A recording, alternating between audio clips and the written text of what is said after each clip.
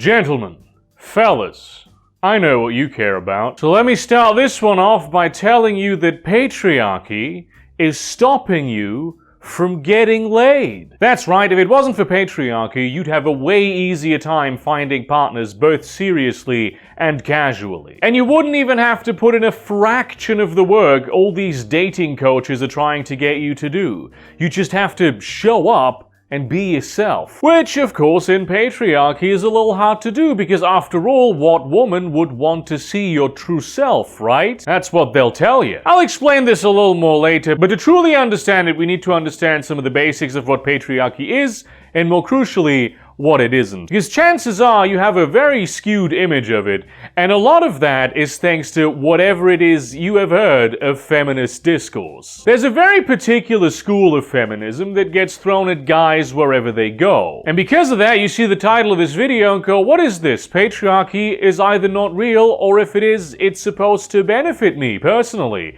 So how could it be bad for me? And there's the first misconception, the idea that patriarchy is a system built by men in order to advance and empower men to the detriment of women. It's a simplistic explanation that isn't entirely wrong, but fails to encapsulate the complexity of the issue, and thus sort of becomes a wrong statement when you actually understand it at a deeper level. Kind of like, you know how like high school biology talks about two sexes because it's by and large sort of true, but the actual scientific consensus, the level at which medical doctors, geneticists, and human biologists understand things, reveals that it's a lot more complicated than that. Patriarchy is much more a system that is reinforced by everyone who exists in it to some extent, sometimes against their will and wishes, to benefit an extremely small group of men known as patriarchs. Men are, if you were to like average it out, the least oppressed within this system,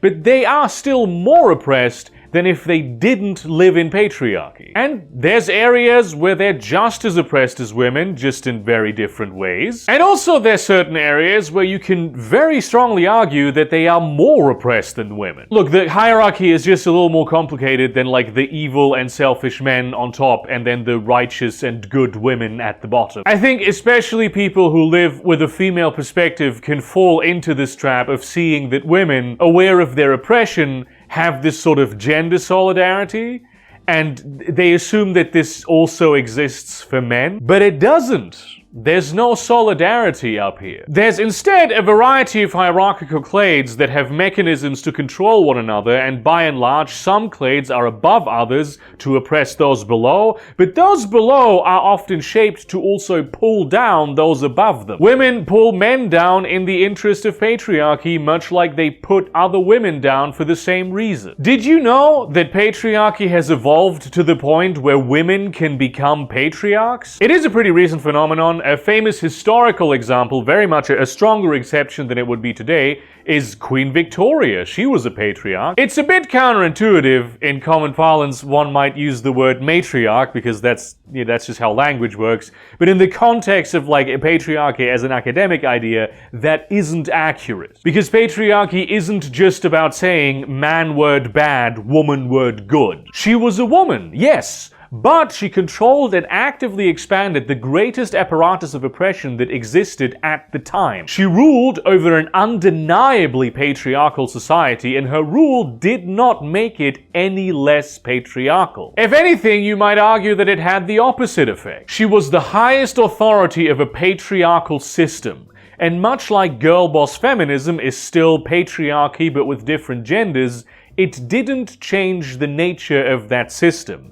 And the nature of that system is what gives it its name. It didn't deconstruct any hierarchy, it just arranged it a bit different for a moment. You know how people with blue hair talk about white supremacist, capitalist patriarchy? Sometimes they put more buzzwords in there, but you know what I mean, right? You've heard this before. Well, they're not just buzzwords. They are other social systems that exist in our culture that enforce hierarchies based on characteristics that people have little to no control over. Like, when you're black, chances are you have it harder. Your family probably has less generational wealth, The culture that brings success is something you need to adapt to, and some people will deny you opportunities just because they don't like the color of your skin. It doesn't need to happen often for it to happen and be relevant, as opposed to like something not happening at all. You just get fewer cards from a shittier deck, and from that you could pull a winning hand,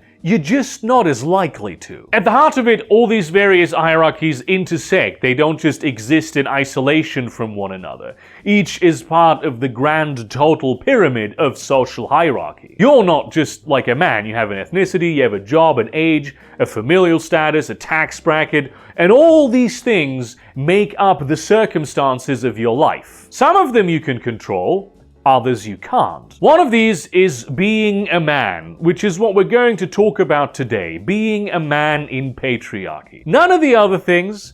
I just brought up the intersectional approach to contextualize what I'm talking about a little bit. You might want to keep in mind that those other factors also exist, but the reason why we talk about these various systems of oppression in discrete terms a lot of the time is to actually be able to discuss them without bringing up too many relevant tangents. You may have seen the length of this video. We don't have time for too many tangents. We're not doing the entirety of particle physics. We're focusing on electron interactions today.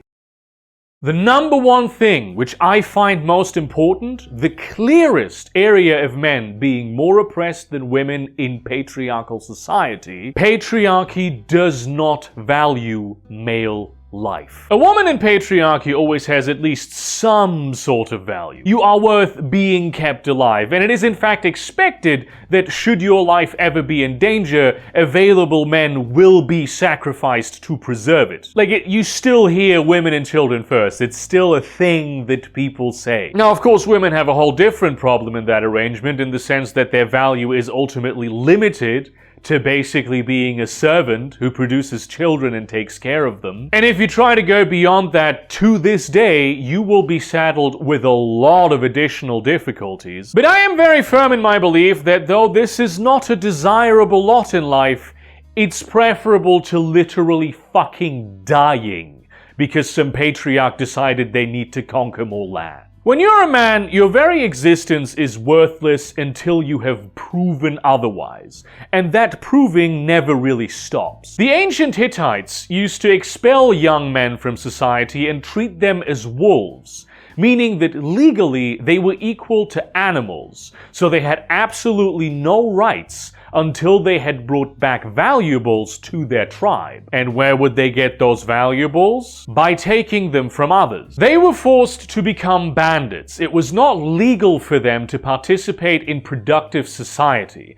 and what they had stolen would be appropriated by the patriarchs of their tribe, and they'd be returned to human status, legally speaking. Now, this is a specific historical example. Obviously, this hasn't happened in a little bit, but it's indicative of how patriarchal societies treat men. It's a good example. It literally dehumanizes men. It hollows them out, turns them into vessels of someone else's will. When there's war, it's men we rip from their lives and men we force to kill and die. Obviously, war is terrible for everyone involved, women too, but we seriously destroy the psyche of men in order to send them into the jaws of death. And we do this even if it never happens. We nuke the male psyche just in case they maybe have to go to war one day. The whole women have always been the primary victims of war thing is not feminism by today's standards.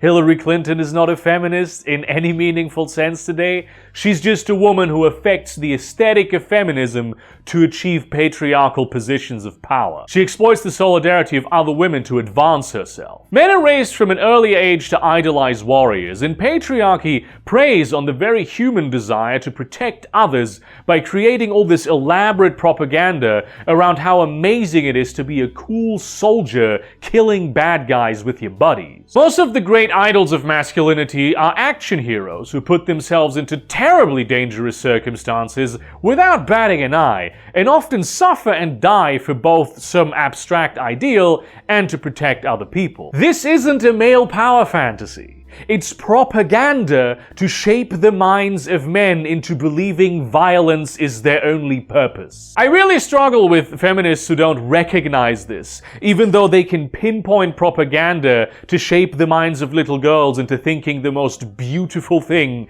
is to be a subservient wife to a husband in the house and then raise the kids in the kitchen. It is an idealized narrative that downplays or ignores the negative aspects of what it means to fulfill this social role. Men feel immense shame at the idea of not being given the opportunity to sacrifice their life, or not taking that opportunity when it presents itself. And look, you can enjoy an action movie. It's not just cool to be a hero.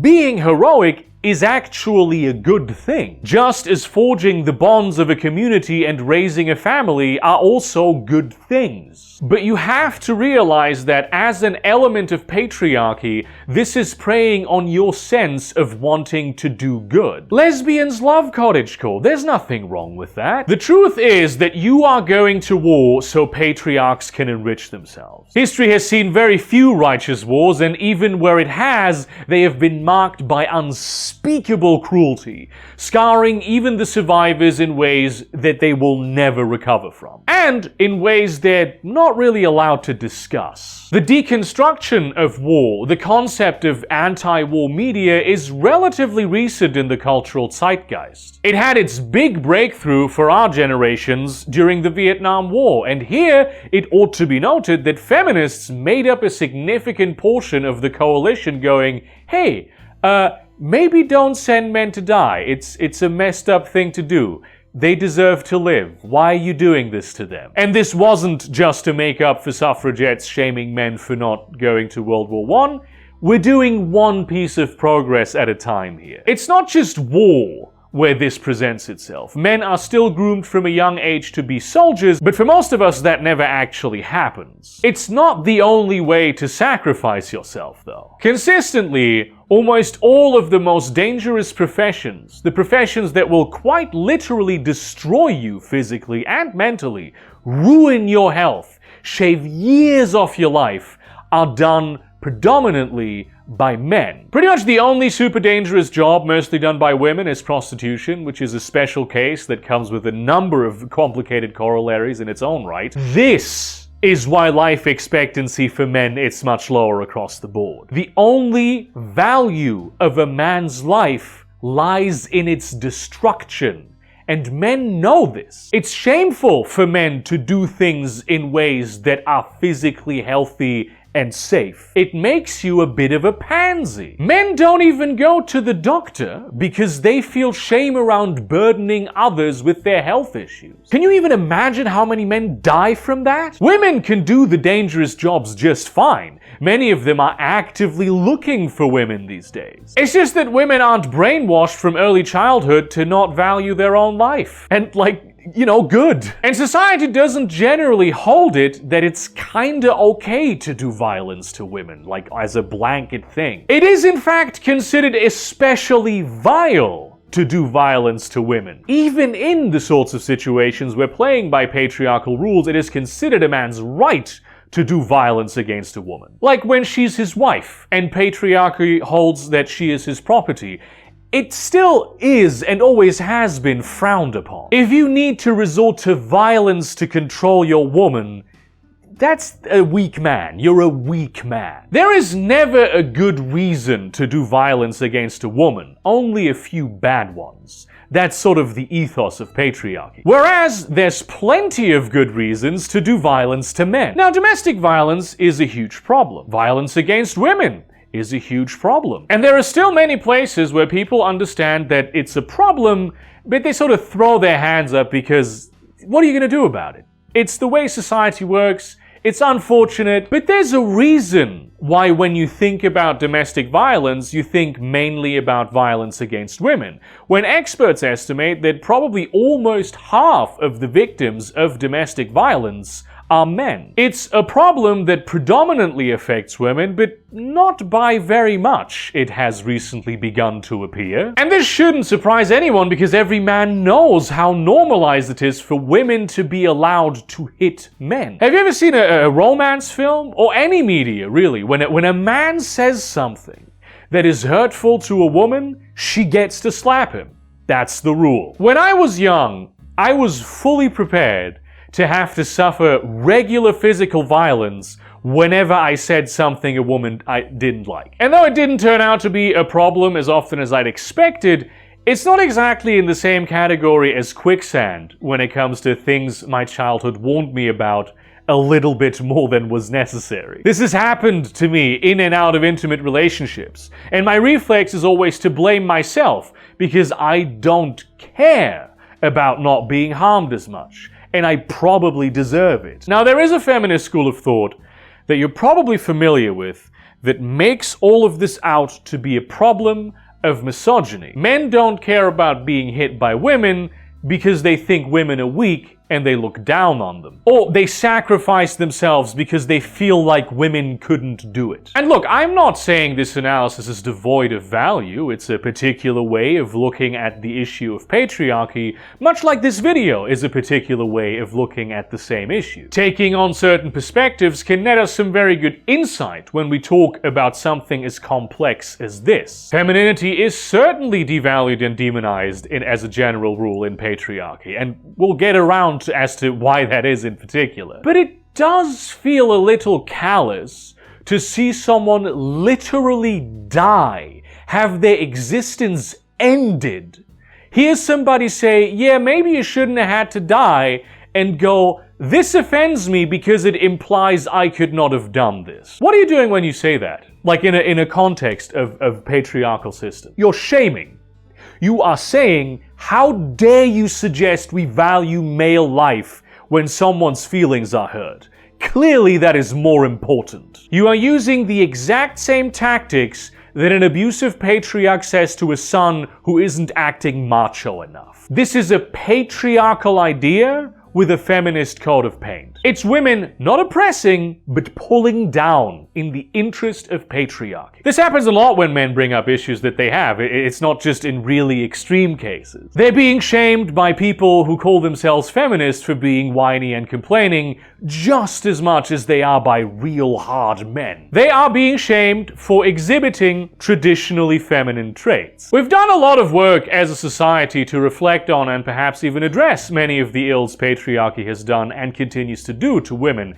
And it's taken a lot of energy. There's a lot to unpack and a lot of minds to change. A lot of people just don't want to do that for men now too. Just seems like the whole thing, a lot of work again. And I think the reason those ideas of feminism which disregard male feelings and thoughts, do not consider things from the male perspective at all, have gained so much traction outside of academia precisely because patriarchy teaches us to disregard men's feelings. Their inner worlds and perspectives don't matter.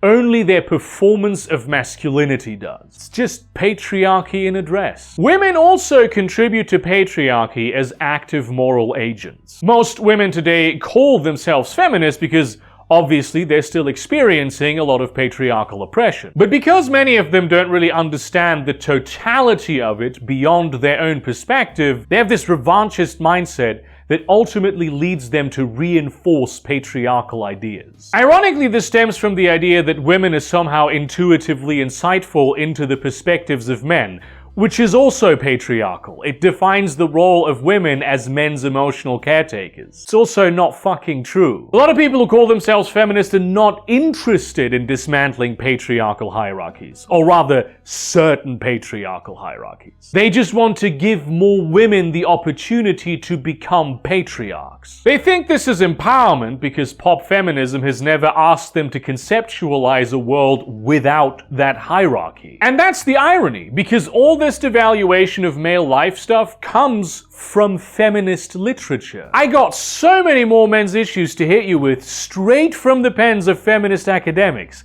because they were the ones who figured it out. Feminism is not a monolith.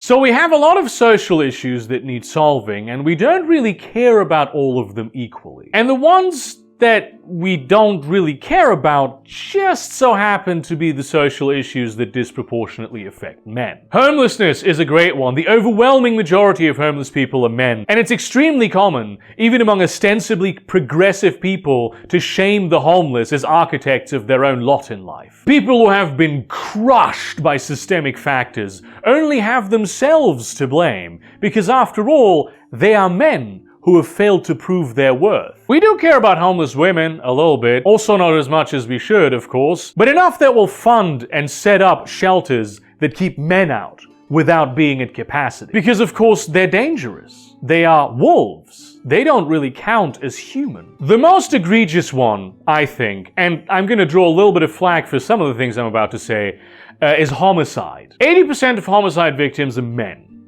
That's just a fact. 8 out of 10 people worldwide who are murdered are men. We don't really care about that though. Our society's discourse hones in on people murdered by domestic partners, which are in fact mostly women. That's a big social issue. The rest of it doesn't really matter all that much. It's just one of those things that suck, but like, what are you gonna do about it? That's just how the world is. We came up with this term femicide, who isn't just people who are killed who are women, but people who are killed because they are women. Them being women exposed them to certain systemic factors that led to their murder. And that wouldn't have happened if they hadn't been women. And many people seem to be of the opinion that this sort of justifies, in a feminist sense, why the murder of women is worse than the murder of men. Women die as a result of patriarchy, after all. But here's the thing.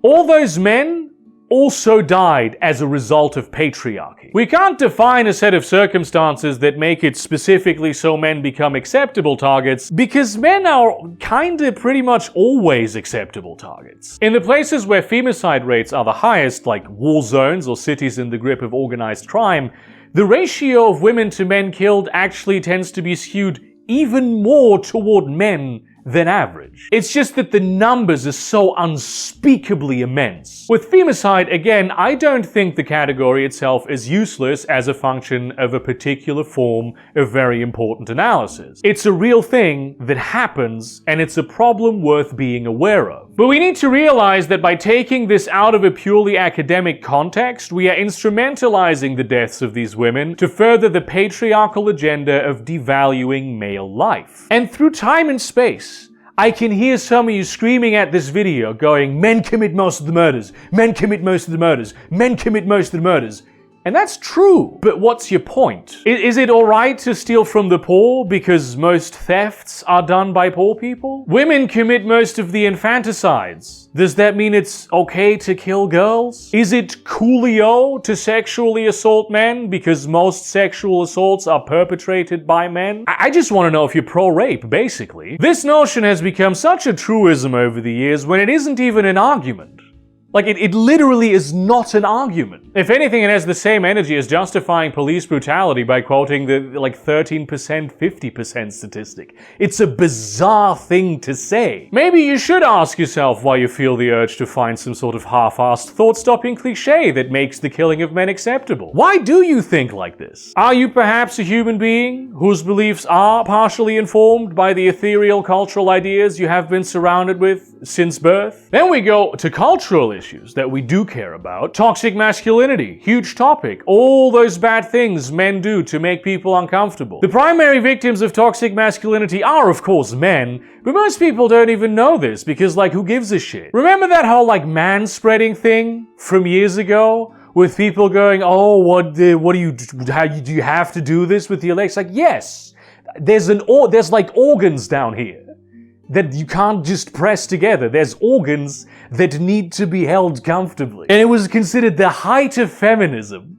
to go oh, it would be so funny if men's balls were just crushed, if they just had to crush their balls. It's laughable to us today, but that was the kind of problem we were dealing with back then. Sexual assault, huge topics for this past decade or so. A lot of silence around it has finally been broken. The process has sort of culminated where we finally started to take the sexual assault of women more seriously than we used to. Realized that it isn't, in fact, just an unfortunate thing women have to live with, but actually a very deeply vile cancer in our system that routinely allows this sort of thing to happen. And yet half the guys I know who aren't plugged into discourse would be surprised to hear that men can be victims of sexual assaults. Men don't even know that they have an ability to consent or not consent. They think they just have to go every time. To this day, I see jokes in media where the sexual assault and emasculation of men is the joke. It's gotten less, but it still happens. You'll only need to rack your brain for a couple of minutes about media from the past 30-odd years where a man was tricked into a sexual situation he didn't consent to. When it involves another person with a penis, media analysis people will decry the homophobia in the depiction, which would be fine if they paid any attention at all to the fact that a man just got fucking raped. This kind of line, by the way, has been used to guilt trip me by a guy at a party who wanted to fuck me, and I am bisexual. I just didn't want to fuck that guy. No one batted an eye at this. There was zero repercussions for putting that kind of pressure on men. Women also do it all the time. When female teachers take advantage of boys in the school system, look at the articles the media posts about it, showing her at whatever the editors thought was hottest. It's like when a white man slaughters his family and they put him like on a picture with him on a jet ski. The comments will be full of thirsty men celebrating that this happened. The message sent to any male victims is very clear. We care about this subject now. We just specifically don't care about you. This is, again, not feminism. This is patriarchy. But as a cultural movement, for all its claims that it's about being the one-size-fits-all solution for equality, feminism has failed to show up here. The protest has a very conspicuously shaped hole, and the only real explanation for that hole is that men are seen as lesser victims. People whose victimhood just doesn't matter that much.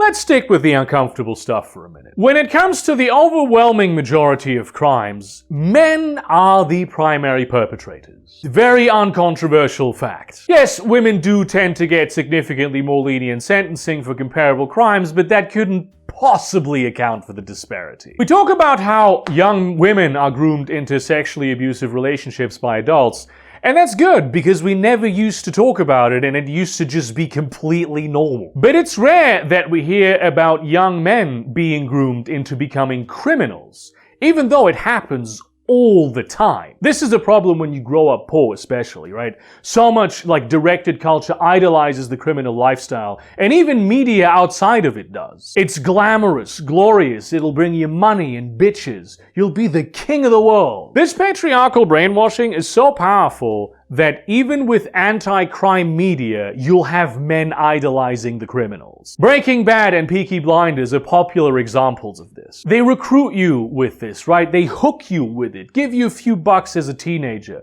pull you onto the path of no return forever. Our society is not particularly keen on rehabilitation. It's very hard to come off that shit. Because ultimately what happens is that you get killed or maimed, end up in prison, perhaps serving time for someone farther up the chain to you, throwing away your life for a patriarch, or dying because they promised to take care of your family when you're gone. The best you can hope for is ending up with a lot of money and power in an organization where everyone you know could kill you at any time because they want what you have. And it's not just crime, it's a huge number of asocial behaviors that are considered much more acceptable for men to be victimized by, and also acceptable in men where they are not in women. There's just something about being a man that predisposes us to being horrible people. And the reason for this is that men have no soul. Maybe a little bit of an esoteric term, but it's a real thing. It's the part of yourself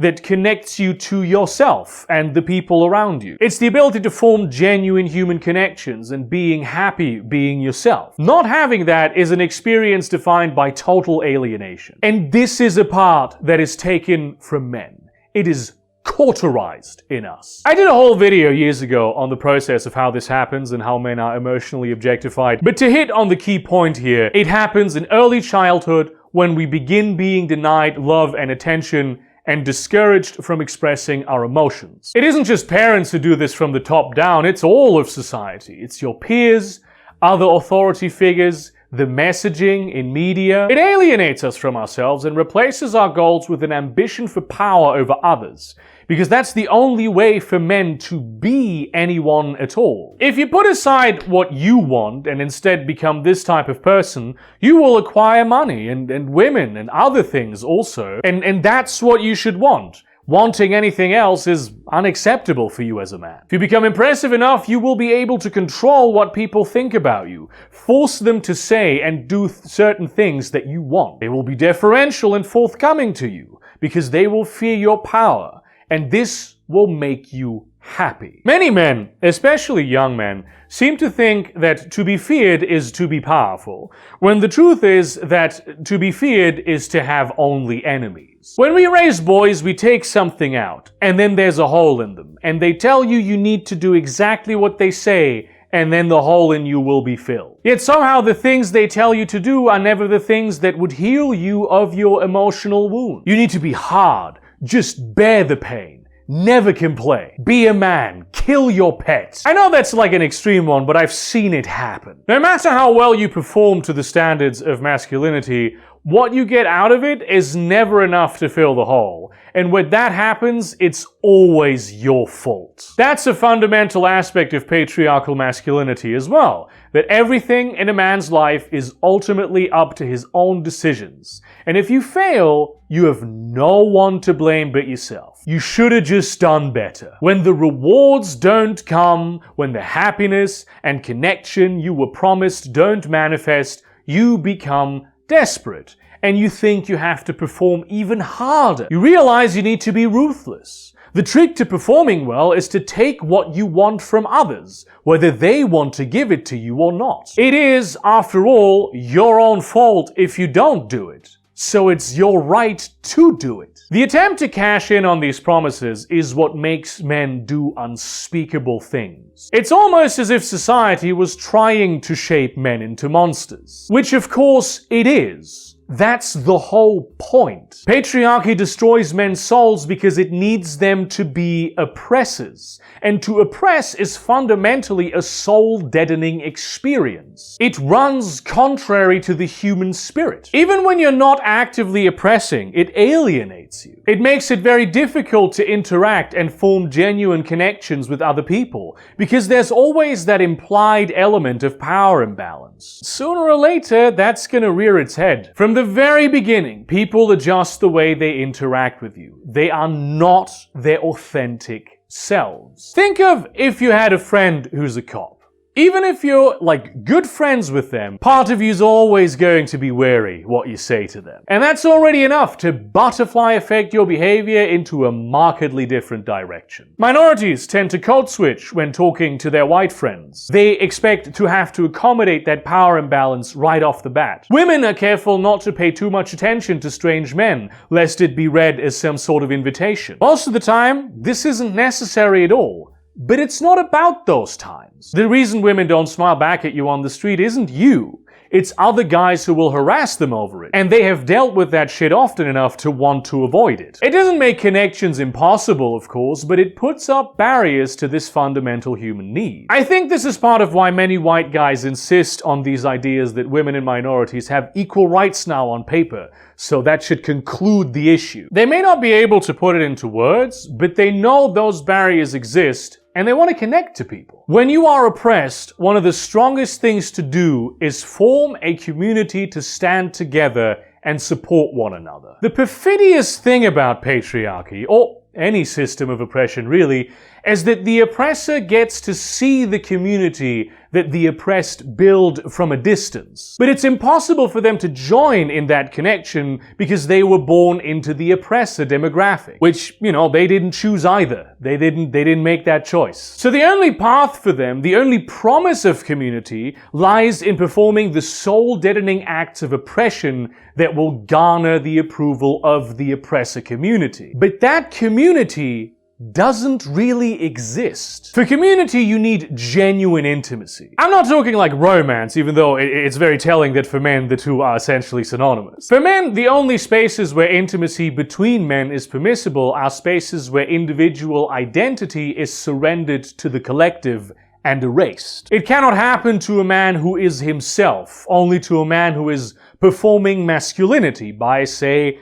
being in the army, or being in a sports team, or being in some other group that wears a uniform. They have to prove that they are erasing themselves in order to perform a service. Spaces where they are machines to function, not people. Spaces with strong delineated hierarchy that in itself, once again, puts limits on that intimacy. But you can only have it if you're not an individual, which is a problem because true intimacy requires your authentic self to be loved, which you just can't bring to the function. Which is why men, by and large, are not intimate with one another, because most of the time, they're just being themselves. The same is true about most oppressor demographics, and this is part of why they hate the people they oppress. Their sense of community is always based on performance. It's a social minefield where you need to be wary of everything you say and do. It's why I always talk about how important it is to genuinely include people of those demographics in revolutionary spaces. I know a lot of folks are of the opinion that all you need is the intellectual conclusion that such and such is the righteous way to act, but you can only believe this if all you do is post on Twitter. It's extremely patriarchal, in fact, to expect men to resist every social pressure in their life and still go without community or intimacy, as though they should have no feelings and not need anyone. And yeah, it's hard. It's a difficult thing to overcome your own prejudices and open ranks to genuine allies, especially when patriarchy exists in such a clever way. Being perceived as predators alienates men, but it's not as simple as just stopping, because predators do exist among them. That's what they're groomed to become. Men of minority groups have it the worst here, because their being perceived as a predator for being a man thing is often catalyzed by them being seen as a threat for being a minority. Patriarchy exploits openings in intimacy mercilessly. There's another particular way in which patriarchy weaponizes men's lack of emotional intimacy to oppress. Women are expected to fulfill that emotional intimacy, right? They are touted as a sort of reward for men. It's a good thing to give emotional intimacy to your partner, right? It's kind of one of the requirements for being a good partner. We think patriarchy is just this collection of evil things, but it includes plenty of objectively good behaviors that are corrupted when placed in the context of the system in which they exist. Because, of course, there are also limits on the emotional intimacy that men can have with their women. If that limit is crossed, those men become too difficult. Do you know how many men don't ever trust women with their feelings because they know eventually those women are just gonna weaponize that against them? Because it's the permissible patriarchal thing for those women to do. One person cannot fulfill the entirety of another person's emotional needs. It's not possible. We need intimacy outside of our romantic relationships. But men can't have that. So in the cases when their woman partners can actually get them to open up, they become their sole source of support, which suffocates them. In patriarchy, the society of women is built around emotionally supporting the society of men. Men have their personhood removed, so it falls on women to be people for them. But that means they're too busy to be people themselves. This way, the patriarchy can oppress two groups at once and has various different tools for doing so. Men need their wives to be their mothers, because their mothers were usually the last people who treated them like a full person worthy of love. And you know they can't treat themselves that way. Men's souls need to be killed from a young age. When children are denied something, they think it's because they don't deserve that thing. That's the message they tend to internalize.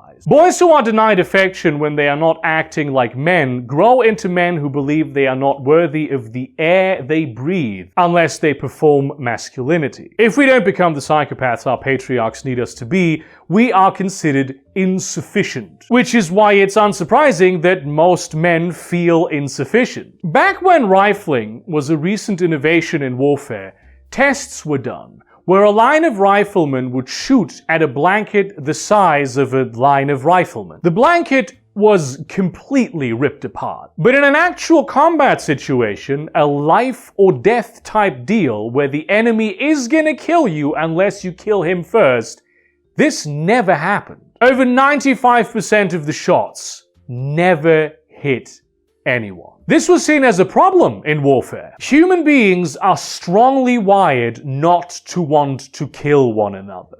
We do not like doing it. We have long trained soldiers to hate their enemy even if they didn't know that enemy, because hating someone, being enraged at them, makes it easier to harm them. In modern warfare, the problem of men not wanting to be murderous was solved by training soldiers to shoot at human targets, rewiring that deep-seated connection and making every soldier into a killing machine. Now, in the medium to long term, this still leaves soldiers horribly scarred, because even if they were able to rewire your reflexes, you eventually still realize you murdered someone. And doing harm, especially that level of harm, it changes our brain to either destroy us with guilt or to try to justify itself. All of this may come as a bit of a surprise to you, as you may have been told that men are innately violent and wild, that we can't ultimately control ourselves because our passions drive us so strongly, that this has something to do with our testosterone maybe. But the science just doesn't bear that out. Again and again, it has been demonstrated that being a cunt is unnatural. To hurt, to harm, to dominate, these behaviors are encouraged with that all too familiar line, boys will be boys, which many hear only as an excuse to trivialize unacceptable behavior in men. And it does serve that function, but most of what happens when boys are boys is that they hurt other boys. And when we say boys will be boys, we use it as an excuse to expose our boys to the most violent and dysregulated of their number, to show them that those guys are actually right, because they will get away with that sort of behavior. Which very much does play into the function of testosterone, which is much more complex than we give it credit for. One of the many things testosterone does is encourage status-seeking behavior, and what that means can vary massively from culture to culture. If in your circle the thing that gives you the greatest status would be to be a flamboyant and highly neurotic drag queen, that's what testosterone would encourage you to pursue. So what we believe to be an innate quality of masculinity, and what we believe healthy to allow to be lived freely, is actually us creating those impulses by presenting them as ideal. Boys will be boys is not an encouragement to let boys be free, but to force them to be a violent person by culling every other impulse. Because we don't say boys will be boys when they cry, or when they play with dolls, or when they cuddle to show affection. So if it sounds to you like a contradiction to say that men are devoid of emotion and yet driven by their passions, it's very much not. Those passions are just the only emotions men are allowed to express. It's a mechanism patriarchy exploits to chip away at the soul of men to make it fit into a certain shape. And the bizarre thing is that we feminists blame men for this. Not even the men who do it, but the men who are shaped by it. I always find it baffling that we sort of apply intersectional analysis to every group there is except men, who are somehow not subject to systemic circumstances, especially white men. We do this sort of analysis a little bit for men of minority groups, but that's based on their marginalized identity, not their masculinity. There is plenty of, for example, media analysis as to how the deaths of female characters are instrumentalized to advance the plot of a male protagonist. The only reason the woman is there is so the man can have a reason to seek revenge. But there's very little analysis on how that male protagonist kills hundreds of guys whose only purpose in the story is to die in a way that's entertaining and show off how much of a badass the main guy is. How much worthier as a man. We started doing this a little bit for non-white men who are in that position because they're considered even more expendable. But the reason they are action props that can be killed without eliciting a negative emotional reaction in the first place is that they are men. And many minority group men can and will tell you stories about how quickly sympathy created by this sort of thing can disappear. How could you possibly believe that men are not products of their environment? If you read feminist literature that specifically addresses men's issues, of which there is admittedly very little, it presents man as an identity certainly as the one that does most of the oppressing while being the least oppressed. But it very much does not present men as unoppressed or somehow perfectly free agents whose identity is entirely shaped by their own impetus. And yet, so many people who call themselves feminists seem to believe it. Men are still exposed to the unmitigated pressures of patriarchy, except now they're expected to behave like that just isn't the case. But it makes sense, really, because that is just a feminist vocabulary being used to say every man is entirely responsible for his own circumstances and everything that happens to him. You just need to act like it isn't a problem. Pop feminism once again caught in 4K, promoting patriarchal ideas. The most striking example of this to me is the whole male role model debate. It's hardly a controversial thing to say masculinity is in crisis and young men are the most affected because they haven't found their identity as a man yet. And there are a ton of horrible male role models out there selling themselves up as the great gurus that will teach you how to make fuck and acquire status as a male. Andrew Tate is just the tip of the shit iceberg. But there also very much exist good male role models that boys should strive to emulate. People like to bring up Brennan Lee Mulligan, Terry Crews, Captain Picard, Mr. Rogers. But oh, we lament, boys are not picking them and their ideology of masculinity. They are choosing Andrew Tate, and they are choosing to play the violent video game, and they are choosing to watch the manosphere red pill content. So we just throw up our hands and we go, well, fuck it, we tried and they just don't want it, because clearly this is just the male impulse. There's nothing we can do. It's just one of those things that sucks and that we have to live with. Which is a very convenient excuse to justify the patriarchal belief that male life is not worth saving. But also, are you stupid? Are you genuinely under the impression that young men are somehow perfectly rational agents with zero pre-existing prejudices when it comes to choosing which model of masculinity they want to emulate? Because that is what you need to believe to blame these boys for this. You need to believe that nothing about the matter has ever been said to them, and they are actively making this choice as if presented with a plethora of alternatives and fully cognizant of the outcome. But hey, let's just assume that this is the case for a moment. I want to give you a little thought experiment. This right here is one of the most beautiful things that I own. It's a handmade little box adorned with these beautiful seashells. It's about 70 years old. I got it at a flea market for €5. Because I love getting incredibly nice stuff for almost nothing at the flea market. Now, am I trying to show this off?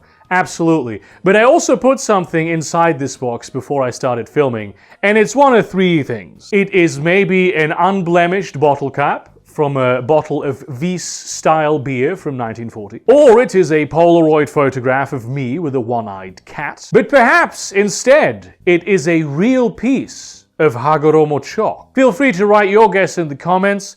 I'll give you a moment, I guess. It might be a bit of a hassle to click up here and stop the video. Now, I'm going to open this, and contained within this beautiful seashell box is, in fact, and this might already tip you off a little bit, a Polaroid photograph of me with a one-eyed cat. I hope the camera is focusing on it, because it's very cute. Now, if you didn't cheat, about 33% of you were correct. And my question is, how did you know? How did you know to say the right answer? You didn't, of course. You didn't know. You guessed. There could have been any of those things in there, and you guessed because you did not have the necessary information. You could not have made an informed decision. You can only rationalize it after the fact. Do you blame the people who didn't guess correctly for not guessing correctly?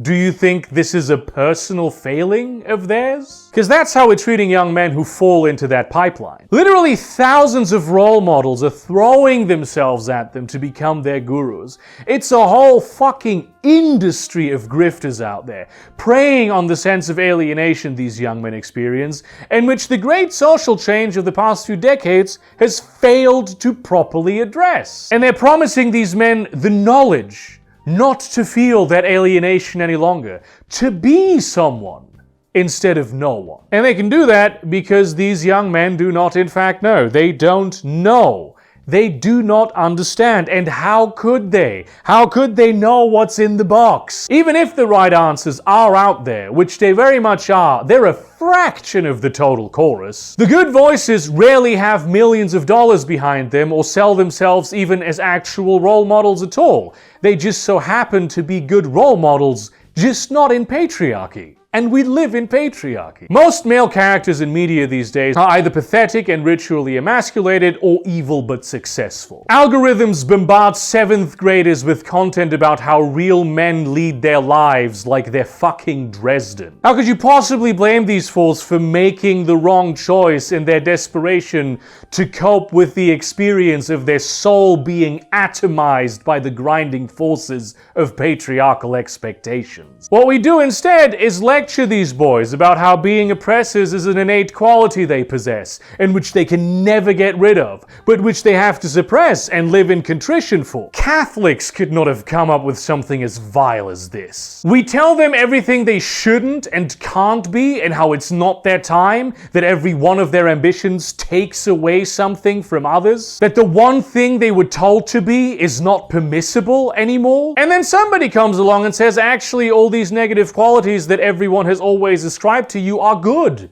and you should strive for them. And yes, the thing you most desire in this world is definitely to blame for denying itself to you. While we cry that the alternatives are out there, but we just don't want to invest the energy to make them accessible, red pill cultures teach these boys to stop hating themselves by hating women instead. Because of course patriarchy needs men to hate women. And we just allow it to happen because we refuse to even entertain the thought that there might be absolutely nothing at all wrong with masculinity. We innately tie the concept of masculinity to patriarchy because we think in patriarchal patterns. This is some real capitalism is when markets shit. We have lost the plot on patriarchy and masculinity not meaning men. You can extrapolate this to pretty much any large-scale power dynamic, by the way. White children need to be taught to hate minorities.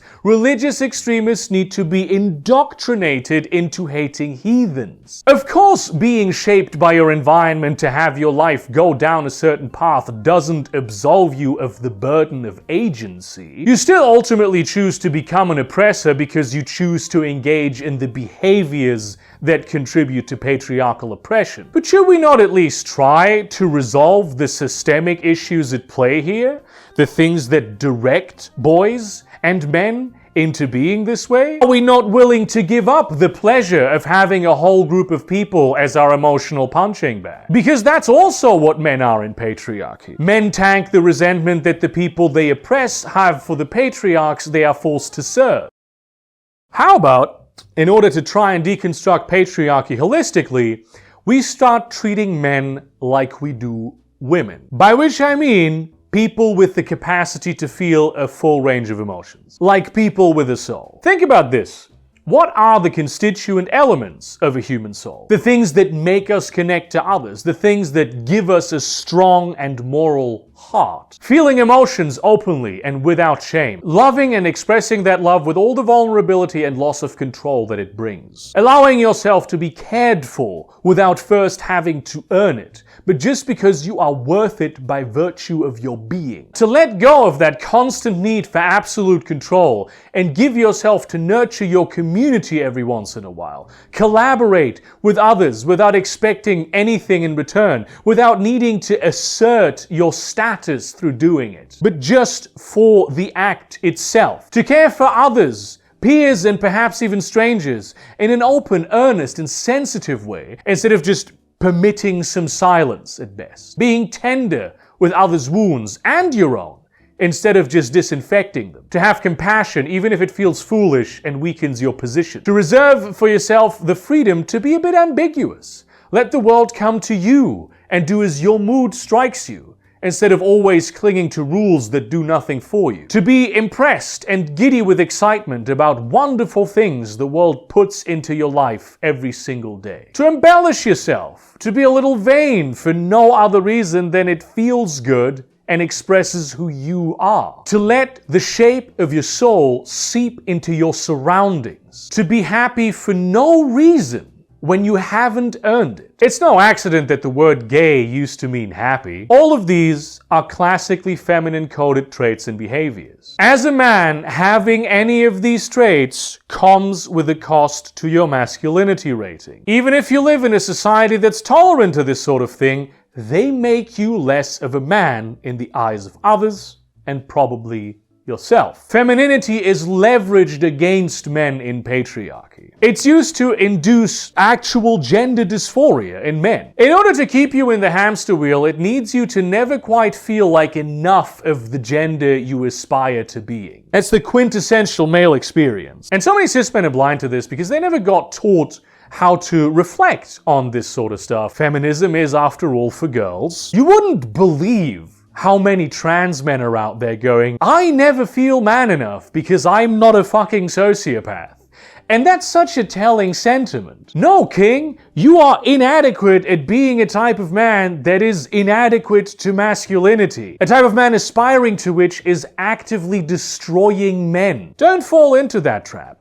It does not define how much of a man you are. You are the type of man that men should be. All these traits are things for which women are belittled for by patriarchs and hated for by men who are not patriarchs. Of course, being a patriarch is a bit of a sliding scale, but you understand the principle. But what is femininity if not the constituent elements of the human soul? And what does patriarchy do if not make us hate the parts of ourselves that are our soul? How could we then not hate them when we encounter them in the world? Especially when part of us always remembers what we lost. You don't hate things you feel ambivalent about. There is an envy, a jealousy, a resentment there that many men carry around. The world gives them everything except the most important thing. Women have that most important thing, but they're cut off from everything else. And this is by design. It's the crux of patriarchy, really.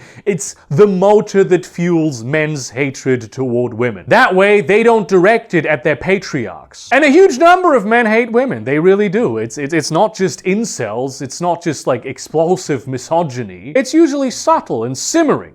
Not virulent hatred as such, but resentment. By men who probably very genuinely do love individual women in their lives. I hate my wife boomer humor is not exactly the same as screaming at every woman you see in public, but it's an expression of that underlying emotion that most men carry to some degree at some point in their life. And that's the exact kind of shit that makes women hate men too. So they focus on the anger of those men, not the patriarchs. Men need to have women in order to fill the lack of soul within themselves because humans need souls. Well, this sounds a little too esoteric for you. Let me provide you with an example here. Men will bristle at female sexual liberation for more reasons than I can get into here, but they usually boil down to this sort of feeling of personal sexual inadequacy or emasculation. Because men as sexual beings are ironically not self-possessed at all. Sex is as performative as any other aspect of our existence,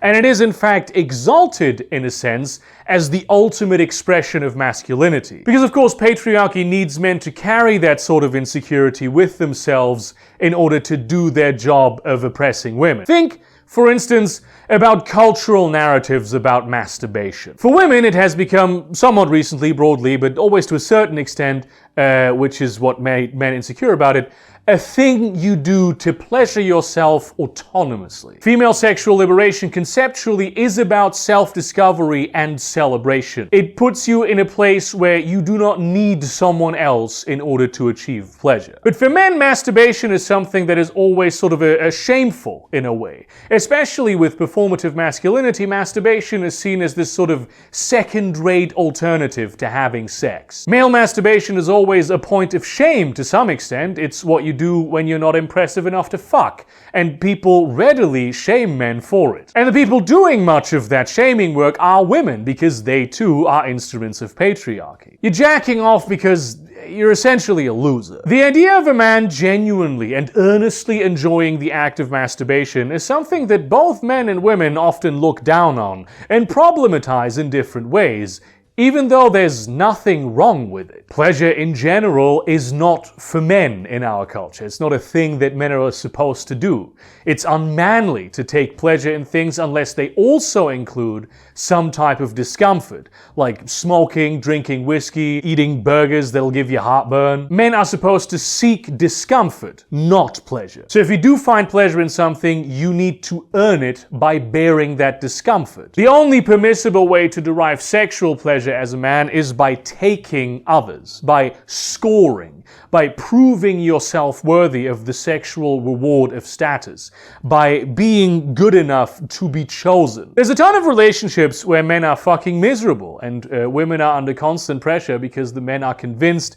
that, now that they have a woman, they're supposed to always be fucking to get their sexual gratification, and that masturbation emasculates them. I don't think a lot of women understand how deep this kind of thing runs with, the shame. Female masturbation is this making love to yourself, giving yourself sexual pleasure, while men frame the same act as blowing off steam, cleaning the pipes, something that's necessary and useful but not celebrated for the act itself. It's maintenance, really. And this is in spite of the fact that a huge amount of masturbatory infrastructure exists specifically catering to men. Because of course patriarchy's performative masculinity is all about making men feel that shame as often as possible. You're not ever intended to obtain the sexual reward of being this guy who just gets to fuck everyone all the time because he's so impressive. You're only supposed to feel the shame of not being that, so you can be controlled by sex and desperately have to obtain a woman because part of you is missing. This idea that men need sex is true only in the sense that they are alienated from their own sexual self-possession. And this is also where we finally circle back to how the patriarchy is stopping you from getting laid. There's an immense culture of shame around female promiscuity. Women who sleep with many men are devalued as human beings, and yet as a man, that is the exact standard you are trained to hold yourself to. As a woman, there is a certain shame about desiring sex at all, unless it is the pure sex of, being the vessel of a man's gratification. The social consequences of this sort of thing are immense. Much worse than men not having sex, though of course that comes with sort of an anonymous shield of ambiguity. So many women who would love to sleep with more guys, probably even you, decide not to do it because the price is just too high. If you sleep with a slutty woman, it is less satisfying because it was easy. It is shameful for you as a guy as well, even though you willingly engage with it. You're not gonna marry the slut. There's this empty feeling that the sex should have made you feel power over yourself and the world. But it really didn't very much. And then usually the women are the ones punished for it. That's the other reason that there is a scarcity of women willing to have sex with men. It's dangerous for them to put themselves in that kind of situation. They understand how desperate men are for sex and how far they are willing to go to acquire it. And they know that for many men, the sex is not about the woman as a person, but for the performance of masculinity. So it's not likely to feel great. It's more likely to make her feel used because that's what happens. With every step of getting closer to a man, women need to make all these complex risk assessments and deliberations to anticipate how much risk this guy poses to them, and also whether the sex is going to be good enough to incur those risks. They can't just give it a shot because the worst case scenario is you have bad sex. If that was the worst case scenario, it would be happening all the time. The actual worst case scenario is way worse than that.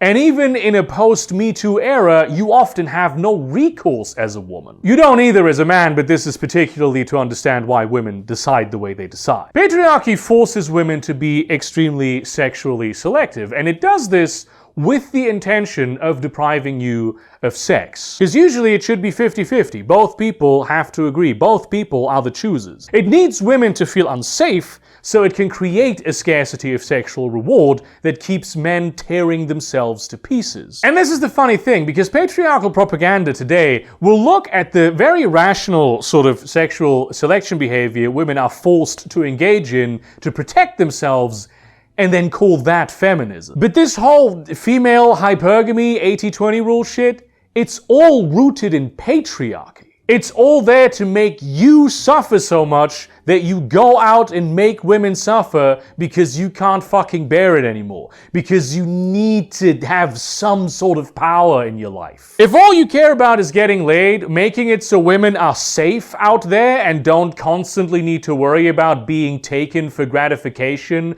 by a man who needs that feeling of self-possession for a moment, is the exact thing you want to happen. And feminism is the exact project trying to make that happen. The issue is really that feminism has been rather unsuccessful at providing this element of sexual liberation and self-possession to men. And I do argue that that is for a lack of trying. And I understand that there's an element here of like the mortal peril women put themselves in being like a higher priority. But there's also an element of it just being easier to stick to the patriarchal playbook and shaming men for their sexual desire. Once again, you know, different words, but the point is still the same: to create a culture of fear and shame around male sexuality. It's just yet another of those insidious little clever tricks where we use feminist rhetoric to reinforce patriarchal ideas. And let's not pretend that true crime and its genre compatriots, celebrated for teaching women preparedness behaviors, haven't created a generation of young women much more terrified than the last and convinced that literally every man they meet is probably out to kill them. The idea that women should be afraid of men is at its core a patriarchal one. It's the reason why patriarchy makes men dangerous. You can smell the stench of hierarchical oppression when you realize that many of the women who make TikToks about being human trafficked because a tissue fell out of someone's pocket feel this way first and foremost about non-white men. And so you have a generation of young men who repress themselves because they have been taught that every sexual thought they have is inherently sinful because it takes something away from women. Pop feminism has taken the words of feminist texts describing these things and made them into adages prescribing them. It's this sort of cynicism porn which many systems of oppression have adopted in the modern era. People are aware of the problem, but it's portrayed as inevitable so that they never find ways to change it. A few years ago, I made a different video about how to be a real man, and I still think it's one of the most useful ones that I've made. I espouse self-reliance, kindness, and honor as male virtues that we should aspire to. But I also noted that this is more of a matter of practicality, like to package it that way. Because all those traits are also good in women. They're good traits in non-binary people. They're good traits in anyone. They're just good traits to have as a person. I don't believe that there is anything inherently masculine and afeminine in them. Much like I don't believe that there is something innately feminine and amasculine in all the traits I have listed that make up the soul. I label them that way because we live in a gendered society, but ideally, none of these things would be innately gendered. The fact that they are is part of the mental structure that tells men having emotions is not for you, in the same way that it tells women being free is not for you. There is a phenomenon that happens with old men who retire and they leave this sort of hyper-competitive patriarchal business environment. And after a while, they become kind. They laugh, they cry, they like puppies, and they nurture their family and community. They stop constantly expecting everyone to perform. They spend time with and give love to their grandchildren in a way that seems utterly foreign to their children. They turn into the kindly old grandpa you probably know from somewhere in your life. And it's such a beautiful and sad thing to see. But it speaks to just how resilient the human soul is. You have these guys whose soul has been continuously eviscerated for 60 odd years, and the moment the pressure of that process lets off a little bit, many of them just immediately begin to heal. After all that, as soon as it's permissible for them to be kind, that is what they become. What we need to do is offer love and safety to men and boys. Tenderness, forgiveness, permission for them to just be themselves. Be a silly, goofy little guy. Because honestly, that's what most of us are. Because they are convinced that they're not allowed to be that. Almost every man that I know is ashamed of who he is to some extent. And we don't care because patriarchy tells us not to. So I posit that maybe we need to defy patriarchy. We need to maybe not just let boys be boys. Tell boys that it's okay to play and spend your time however you like. That it's okay to cry and to struggle. That you don't always need to pretend to be okay. And we need to do the same for men. We think, oh, he has lost his innocence. But how does that remove him from the fact that he is just as valuable as any other person that exists? We men need to examine our beliefs about ourselves and ask if they actually serve us, or if they make us into servants of a system that uses us as tools to hurt others. We need to ask ourselves if that's what we want to be. We need to forgive ourselves for not living up to standards that were never meant to be met. We need to realize that we are not the enemy of progress, and there are people out there who struggle with us and who want to help us in that struggle. We need to realize that we are often in a position to help those people,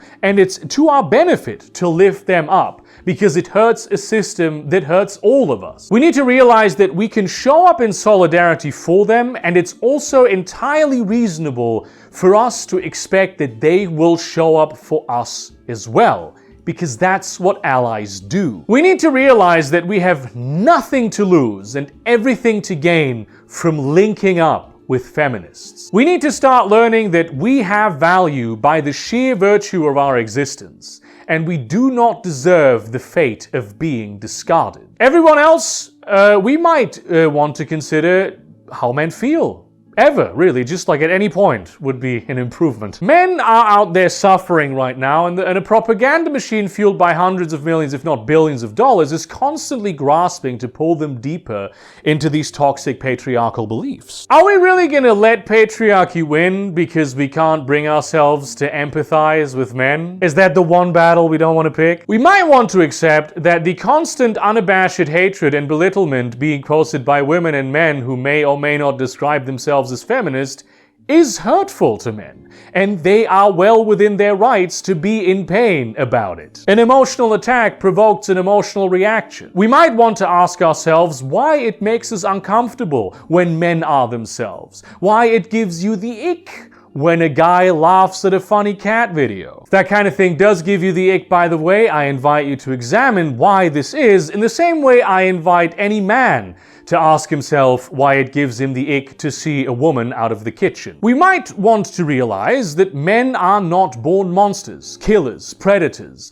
but shaped into those forms by a system that cares nothing for them. We might want to actually accept men as allies and equals instead of forcing them to simply perform to an alternate set of standards that still erases their sense of self. We might not want to make every man our punching bag for our self-righteous indignation about the evils of patriarchy. We might want to stop demanding that men open up to us and then use every one of their vulnerabilities against them when they offer themselves as leverage. We might ask ourselves how we can alleviate the utter lack of sympathy and compassion, of love and validation in most men's life. We might realize men are not the perfect architects of their circumstances, and they're struggling like everybody else. We might want to make men feel seen, not for their masculinity rating or lack thereof, but for themselves. That means you, dear viewer, you have problems. They are real, and you do not need to pretend otherwise. You have been wronged by the world you grew up in, and you continue to be wronged by the world you live in today. And you don't deserve that kind of punishment.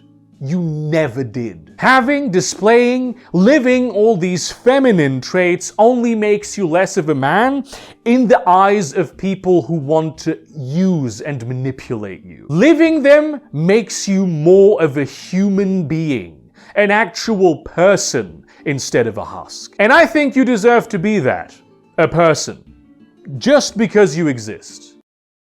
Thank you very much for watching this video. Like, comment, subscribe, share this to your relevant communities. Consider supporting me on Patreon, perhaps buying some of my beautiful merchandise, this cup with my face on it maybe, or my novel, Harm's Place, a small-town sci-fi riverboat mystery. And in that spirit, I realize that this is a long one. It's a topic that always needs so much ground to cover, so many basic things to establish, so many caveats to consider. And you know what? People are still gonna take it in bad faith because they want to stick to patriarchy. That's really what they want. But I want to do a good job bringing my point across, and that just takes as long as it takes. So I hope I've given you a reason to think. And see you around, folks.